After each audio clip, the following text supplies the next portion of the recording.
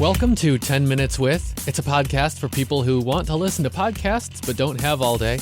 We've got a quick chat with someone you might be interested in learning more about in about 10 minutes. Our God is a storyteller, and we are created in God's image. So I think sometimes we can't help but tell stories.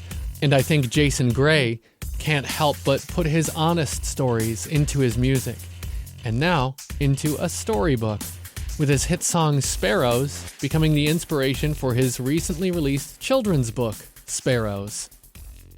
I've always said to myself, if I get to talk to Jason ever someday, I've got to tell him that he is responsible for my daughter's first sing-along experience. So I've got two daughters, 3-year-old, 1-year-old.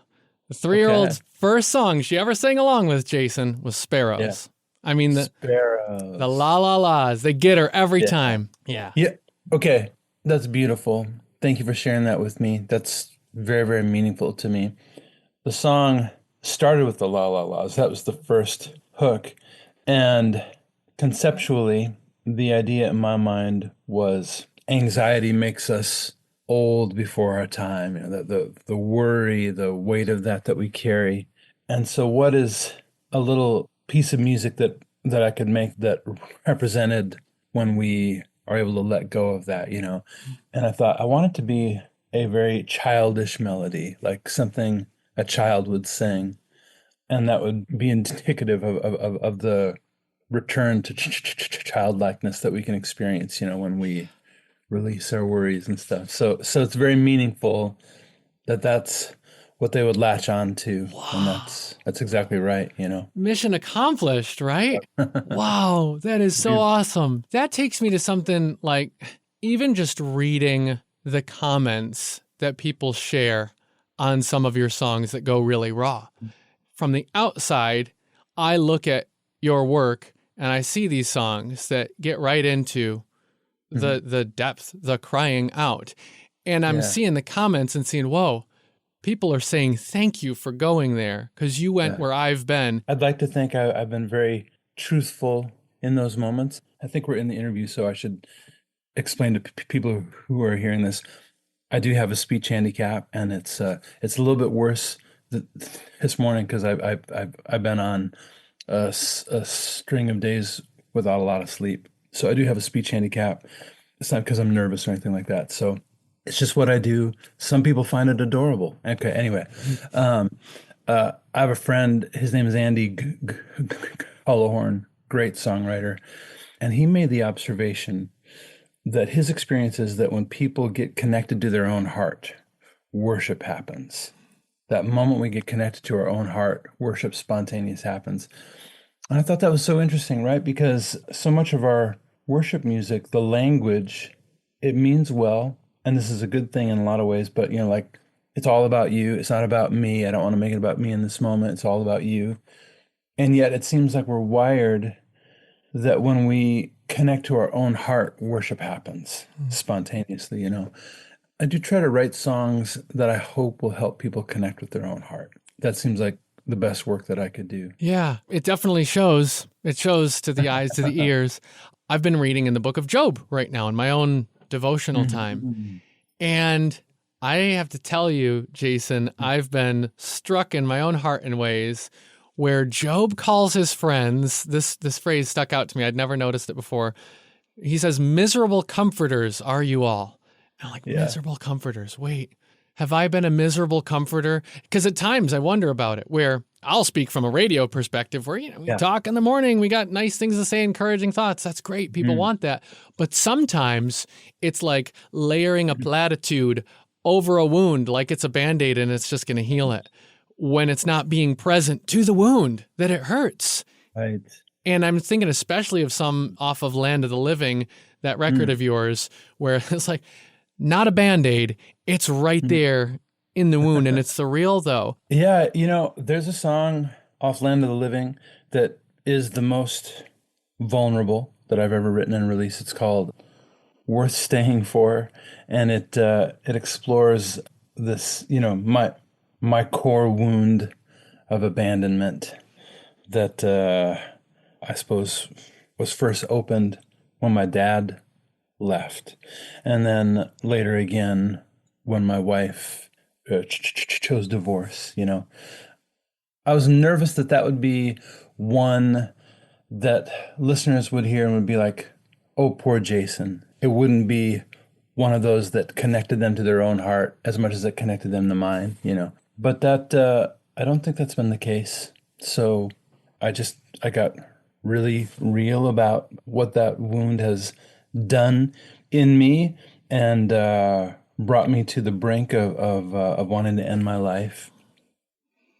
You know, Frederick Buechner, who's an author I love, he says, the story of any one of us is the story of us all. And the hope is that if I tell my story as truthfully and authentically as I know how, that for you, it'll be like, oh, me too. I decided to, well, let's see what happens when I go right into it. It seems to have been helpful to people. I think the more specific you get, but back to your point earlier.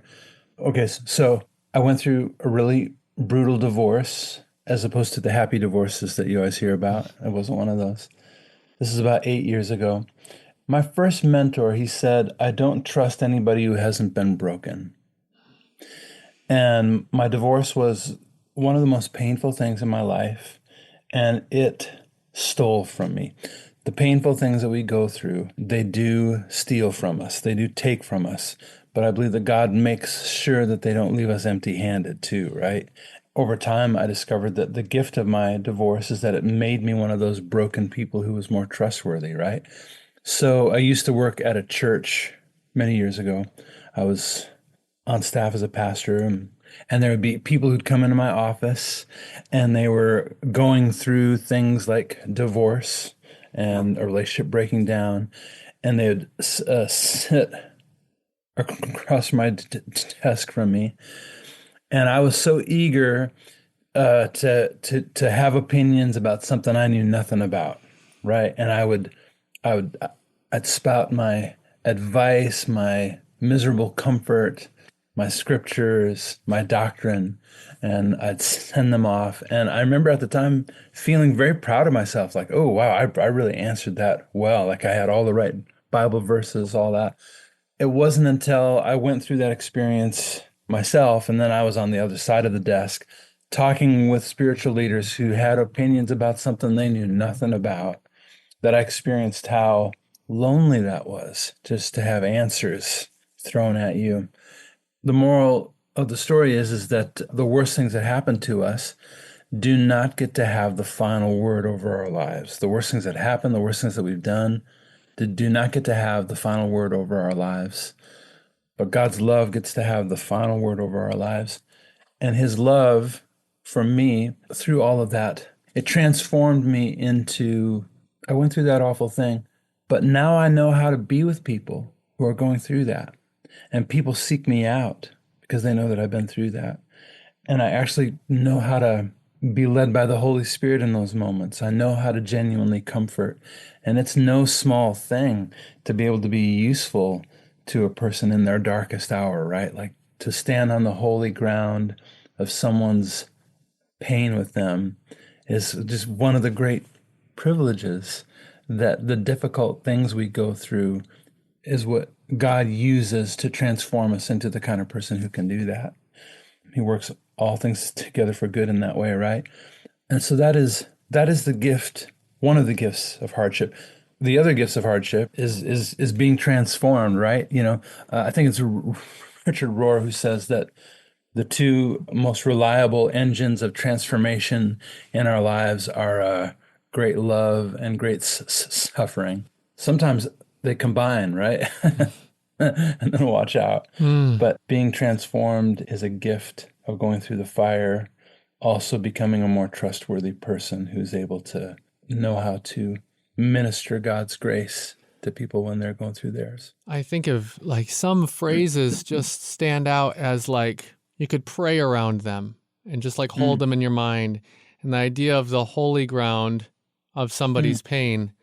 Wow, God, don't let me ever disrespect that. Yeah. When I'm standing on that and I'm still wearing my sandals, Yeah. Oh, yeah. Yeah. Wow. You were speaking about like saying happy things in the midst of someone's suffering. I think about this too. Van Gogh did a painting. I'm going to pronounce it wrong, I'm sure, called The Church at Auvers. I think that's what it's called. What's remarkable about it is that it's a church and there's no doors. And some have speculated that that represented what his experience of the church was because he wanted to go into the ministry. And so, like, he wasn't able to get in. So it Mm. was a church, but without a way in. And I think about, like when I've gone to church and I'm wrecked, I'm going through something awful, and the really happy praise music is happening. It feels like a bouncer at the door that kind of like keeps me out. So I decided many years ago, like I want to try to write songs that have a door on all sides of them, so that wherever you're at, if you're happy, if you're broken, you can find a way in. I try to do that in my concerts too. I use humor a lot, but I think I'd like to think that even amidst the laughter and the humor, that the Holy Spirit has helped me to make doors for everybody in the room, is a way to think about it. But Even a door like a la la la hook for I a know, for a right? Yeah, little for a yeah, little girl in our case over here. Wow. yeah. Your concerts though, if I had to just guess, and that doesn't seem like it's too much of a stretch, that the setting changes things when it's more intimate, when it's like storytelling, like a Yes. coffee house, like with Groundhog's Eve coming up and stuff, that intimate setting that changes things. Yeah, the older I've gotten, I really prefer intimacy, and I've almost become insistent of it, so that even if it's a larger room, I've played arenas, I've played living rooms, but in all of them, I'm trying to get to an intimate space. I haven't realized that until you asked that. So like even in the big spaces, it's not, all right, how do I play big? It's more like, oh, okay, we're in a big room. How do we pull this into something intimate? I'm always aiming for intimacy. I'm always very interested in that. I suppose it's because I think of the still small voice and how can we best hear the still small voice? And I equate that with intimate moments. But yeah, maybe I should relax a little and just party a little bit more. I don't know.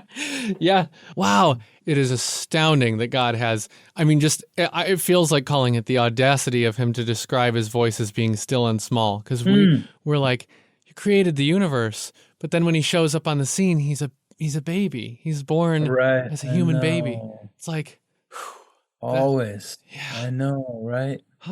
That's just, it kind of destroys me sometimes in a good way, but just to be like, whoa, I have to believe that, but it's like you feel like saying, I can't believe that. Yeah, I do tend to recognize God in those, smaller, modest. I think hope is modest, I guess, right? Mm. It's not fanfare. It's the still small voice. It's the baby born in a manger. Yeah. What's it like? I mean, with music being what you do, but seeing sparrows become a Mm. children's book. What is that like for you? It's so sweet. It's so good. It's more goodness than I deserve. Somebody sent me a picture of their little girl laying in bed reading it, and I'm like, oh my gosh. I've been working on this other book that's like 500 pages long and it goes deep into like my story and theology and all this kind of stuff. And I've been working on it for 4 years. And then, I started working on the children's book. And I thought, okay, I got to release my other real book before I release my children's book. That's the new goal. And then when it just became clear that wasn't going to happen, I was kind of bummed that I didn't get to release my real book before my children's book. And then the day of the Sparrows book release, it came, and I was happy, but that was still kind of in the back of my mind.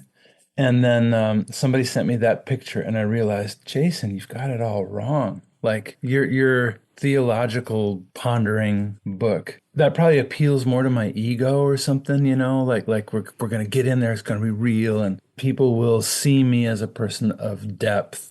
And then when the Sparrows book came out, and I got that picture of that little girl in bed reading, I thought, oh, this is it. This will outlive anything else I write. Like that little girl It may become one of her favorite books ever, and she'll hold on to it. 20 years from now, her child will find it. It'll be all ratty and some of the pages kind of torn and bent and all that kind of stuff. And it will become a part of the fabric of their lives, of how a little girl learns how to confront her own anxiety and show mercy to bullies. And what more could I hope for? Speaking of holy ground, like I feel like this book allows me to stand on that holy ground with children who Jesus holds up as the examples of having the highest wisdom, right? Like that's then I became like, oh, I'm so glad that my first book I released was a children's book. That was God's kindness to me. Jason Gray comes to Punxsutawney, Pennsylvania's Journey Church, Saturday, February 1st, for the annual Groundhog Eve coffee house and live music. The event is free. A love offering will be received. More info on the event is at familylife.org. Jason Gray's website is jasongraymusic.com. If you've enjoyed this episode of 10 Minutes With, be sure to subscribe so you don't miss the next episode. You might also consider giving to Family Life, the listener-funded ministry that makes this and other podcasts possible. Go to familylife.org and find out more about what we do. Did you know Family Life offers a variety of podcasts? Get up to date with Family Life news or enjoy some family time with Family Life kids. There's If That Makes Sense, Family Life original podcast talking about what life is really like as a young adult Christian, and Therese Talk, a podcast with help for women to better serve their families and community. They're all free and on demand at familylife.org. Just click Podcasts under the radio menu.